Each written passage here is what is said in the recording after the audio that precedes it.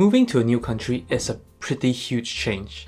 And of course, this huge change accompanies with a lot of new experiences. Hey everyone, I'm Andrew, currently a computer science with AI student in University of Nottingham, and on this channel, we explore ways to improve our work, our life, and ourselves in general. Today, I would like to share about my favorite new experiences that I have after moving to the UK. So yes, today this video is more of a casual-ish video. I'm just gonna share about the new favorite. Not new favorite, just the new experiences that I really like once after coming to the UK. So the first one is definitely getting a Pixel.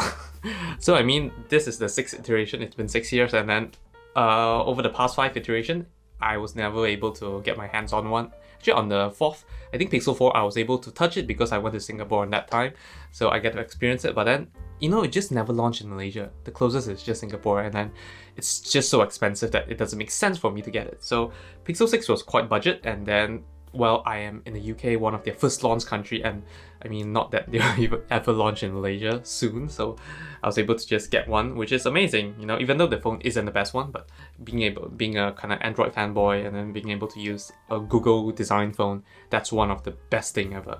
So second is actually the cold weather in the UK. Yeah, because I've been living in Malaysia all my life, I guess, for 21 years, and Malaysia is tropical weather, and it's around 30 degrees whole year long, unless you get like thunderstorm, which suddenly drops to like 20-ish degrees.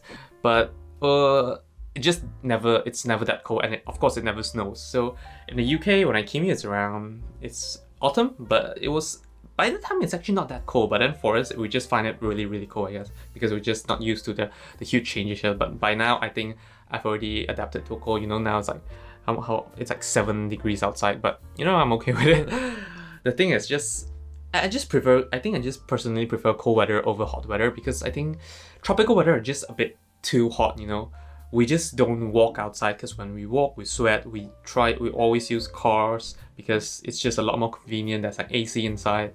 So yeah, cold weather is definitely an upgrade here. I'm able to just take public transport, just walk around, because you don't sweat, you don't get that discomfort, even though you do have to wear a jacket or something. So that's like the second thing which I really like. But I do have to say that I've just experienced autumn, winter, and spring. I'm not sure if it's even spring now, but I haven't experienced summer yet. Maybe summer is like terrible, but I hope it's not that bad. According to forecast, it doesn't look that bad, but let's see how it goes. So third is actually one very, very exciting thing, which I think kind of happens in many first world countries, and UK included, which is that there's a lot of new technology, crypto and fintech developments, and these are all the stuff which I really like. So tech development, including getting a Pixel, even like one of my favorite laptops, the framework laptop, we can actually now buy in the UK, which is amazing because it's just the bigger, more popular first world country. That's why they would tend to choose to just launch it here, which is really great. And then of course, like cryptocurrency, definitely amazing. Back in Malaysia, I can only purchase crypto officially through Luno and a few other very unpopular websites. But over here, there's a ton. There's like Coinbase, there's crypto.com, Binance. I'm not sure about FTX. Maybe FTX is not in UK yet, but there's just generally a lot more options to do all this kind of stuff, which is amazing. Like even one of their bank apps, you can literally just buy. Not really buy crypto, it's my trade crypto off it, which is great. And fintech, definitely a lot. Like one of the app I love is Free Trade, which it just makes it so simple to like trade, buy stocks and trade stocks and all that. So these are the things I kind of like being a techie, I guess. Okay, so now I'll go on to the fourth one.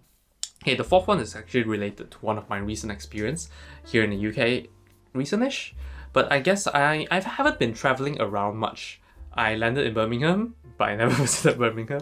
I went straight to Nottingham. I went to Sheffield. These two places. But just even in Sheffield and Nottingham, which I consider not that big cities, because in Malaysia we have like Kuala Lumpur is the biggest city, kind of like London. But then the second biggest city is like Penang or Johor. It's just nowhere the scale of even Manchester or Birmingham. But Nottingham is a lot smaller than I guess Manchester and Birmingham, but still over here or even Sheffield, you can find their own art galleries. There's even like music theater and all that, which is amazing. And those art are actually art. Yeah, it's not that commercial. it's not like commercial art. It's more, I don't know, I don't know how to best explain this, but it is very artistic where you just it's something that you can barely understand. That's why I guess that's how I call it art. And music, I just attended my first orchestra in the Royal Centre Theatre. I guess I'm not sure what's the exact name, but it was really amazing.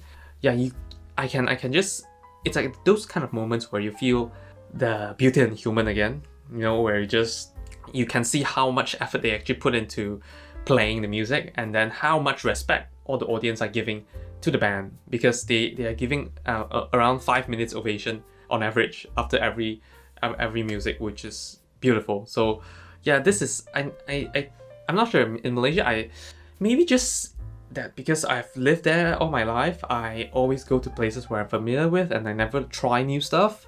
But even so, I don't think there's just that much focus, because I live in Kuala Lumpur, which is like the biggest city, like London, and there's just not much things like this happening. I only know like there's one proper theatre, which is like near Petronas Tower or something like that. I don't think, I'm not sure about others. Maybe I just never find out about all this stuff. But I felt like the thing I can compare is like the art I've seen in Malaysia is a lot more commercial, not as artistic as the one I've seen in UK, in Sheffield, or in Nottingham, which is a brand new music and art experience to me. On to the fifth one. Let's see. Fifth one is actually, this is just a very simple, a very techie fanboy thing, which is being able to use Google Pay, like Google Pay. Like in Malaysia, we're just able to use Google Pay to buy stuff on Play Store, but over here, I can literally not bring my wallet out because I always use my phone to pay. We barely use cash here in the UK. Like we just like tap it on the terminal and then just pays. It's one of the best experience ever, and especially when I'm using on a Pixel. And then there's like, I really dislike the traditional bank here. They are like, their apps isn't as good, and then it takes a long process for everything, So I'm really fan of their virtual bank here, especially Revolut, which is an amazing bank. You can check out one of my previous video where I share about which virtual bank should student apply to. So yeah, I mean Malaysia hasn't even have their first virtual bank yet. It's still like under approval. They still haven't given the license to open virtual bank, but over here there's already a tons of virtual bank. Monzo, I really want to open Monzo, but then for some reason the UK, Monzo just doesn't let me open an account. So then that's how I fell in love with Revolut, an amazing virtual bank, super app, I would say that. So yes, okay, 6. Okay, 6 is actually just a kind of developing country compared to first world country, unfair thing. But then, the great thing here is that the minimum wage is amazing. It's like, I think it's $9.50 this year. April onwards, it'll be $9.50, and then it just keeps on rising. They kind of study it every single year, and then they will increase it every single year, which is an amazing thing here. Because in Malaysia, I think they haven't changed it since quite some time. And then it's almost, I think in UK, if we don't convert it dollar by dollar terms, UK is still higher than Malaysia, which is, quite a sad thing, Malaysia. Yeah, like if we convert, definitely we're earning a lot more in UK, but then even if we don't convert, we're still earning a lot more in UK, which is a very sad thing. So I don't know. I feel like just in the UK, maybe it's a first world country thing. I feel like it's a lot more fair treatment, something like that here. But I don't know, I'm not sure. Maybe there's just this difference between first world and developing country, which we just cannot compare. But it's just a new experience that I really, really like. Then after that, this is actually, which was 7th? Yeah, 7th is actually the convenience of public transport. So if we talk about Malaysia, Malaysia, we kind of only have public transport in quite mass public transport available in Kuala Lumpur. Other cities, they're just buses just buses actually, nothing else. But the thing about, even though with all those MRT, LRT, all those mass rapid transport, the problem is that it doesn't cover every single area. So for some areas, you still have to rely on buses, because in Malaysia, you just don't walk more than 10 minutes outside. It's just that hot.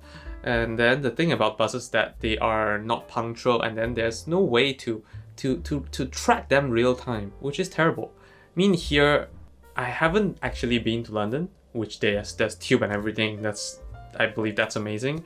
But in Nottingham, we have tram, quite good. There's real-time tracking. That is exactly like MRT system and all that in Malaysia, but even for buses, we are able to track them real time with apps, and sometimes there's even a billboard kind of thing at the bus stop where we can just see how long would it take for the next bus to arrive. So it's a lot of things is expected. We don't need to stand there and wait for hours and then realizing that the bus isn't coming in. This is I don't know, because like this is one way to bridge the gap between the rich and the poor. Poor, definitely they have to use all this public transport, and then it's popular for public transport to be late, and then of course it doesn't make the poorest life quality any better. But in Malaysia, that happens. But over here, I don't know, I guess it's kind of fair, you know. I would really love to use just bus and tram and all this because it's convenient and then it's expectable. Now onto 8. 8. Okay, this is a bit this might just be my experience because but I guess I'm comparing to Malaysia, because in Malaysia, whenever you go to shops and whatever, you interact with people. I guess maybe it's Asian thing, I don't know, or a Malaysian thing. I think especially in stores, people are not as nice. Not that they are not nice, but then they're not as nice as people in the UK, where they greet and everything. I guess it's a normal thing, you know. They greet, they like even strangers. It's easier to make conversations here. Like even on that day in the orchestra, I was able to just like bring out a conversation with an elder sitting by my side, which is amazing. You know, we talk about the orchestra and I learned a lot from him as well. Yeah, I don't know. I think maybe it's just a comparison between Western and Asian and Eastern people. I'm not sure it's a fair thing. I don't mean anything bad, but this is just my personal experience where I think that people in the West or even in the UK is generally nicer when compared to Malaysia. On to the 9th. 9. Oh, okay, this is amazing. So 9, we are talking about vegan options. So back in Malaysia, it's hard to find vegan, even vegetarian. I feel like vegan is even more popular in Malaysia. I'm not sure, but I mean vegan is more popular here, so it's maybe a bit hard to find just vegetarian but not vegan stuff. But over here, almost all restaurants have a vegan option there, where you can just order. Like even fast food chain and everything. In supermarket, you can find vegan meat, all that stuff. But this more like maybe a first world country thing, because you know there's this thing called Maslow hierarchy of needs, and I guess, you know, first world country, they are all the way at the top here. They don't really care about just filling their stomach. They can pretty much sure that they can get a full meal every day. Now they're thinking they are looking forward to more important needs, like, you know, contributing to the world, being vegan, saving the environment, like all that stuff. But Malaysia, we're not at that stage yet, you know. Like in Singapore, there's more of this stuff, but Malaysia, we're still growing towards that, which it's not a bad thing. Just that Malaysia is not at that stage yet. Whereas, you know, in UK, they're more mature on all this kind of stuff, and which includes a lot of vegan offering, which is great. You know, I just like to have the option here whenever I'm eating. All right, so now on to the final one. Okay, this thing, there is some in Malaysia, but it's just not that popular. It's about charity shops. So yeah, charity shops are where you can find a lot of cheap stuff. You know, you can go thrift hunting. There's just like cheap books, cheap shirts, all that kind of stuff, and it's everywhere in Nottingham. I believe in UK as well, but in Malaysia, it's really, really, really rare. You know, it's really, really rare. I mean, maybe maybe because everything in Malaysia is like that cheap. We have like night markets and all that, which sells things at really, really low price. But maybe not in the UK. That's why they have all this charity shop. But I kind of like this thing, because charity shop is not just about getting cheap stuff. It's also about this thing called circular economy, where even though the stuff are used, they won't get thrown into what is that called? Into landfills and all that. You know, you kind of, if you can both contribute to the lifespan of the item and then to the society as well, why not? You know, because when we're buying charity stuff, the money is donated to help the community, and we are actually prolonging the lifespan of the product as well. So that is an amazing thing which I see in the UK as well.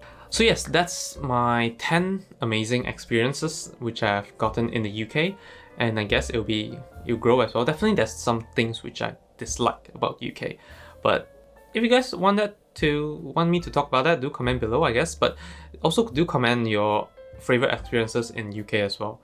If you like this video, do like, share and subscribe. Maybe consider checking out my previous video where I actually talked about how to handle and overcome stress. And if you like to listen to a podcast, do check out my podcast called Thoughts, which is actually a podcast created by me and my girlfriend Verene, where we discuss about incongruous thoughts in our daily life. So thanks everyone for watching, and hope to see you guys in the next video. Goodbye.